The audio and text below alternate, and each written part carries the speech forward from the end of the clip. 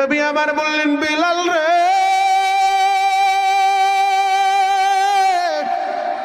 ফজরের থেকে আর তোমার আযান দিতে হবে না।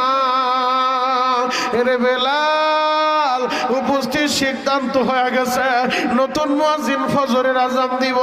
যার চেহারা ভালো, যার কণ্ঠের সুর ভালো, বেলাল রে ফজর থেকে আর তোমার দায়িত্ব পালন করতে হবে না, তোমার আর আযান দিতে হবে না।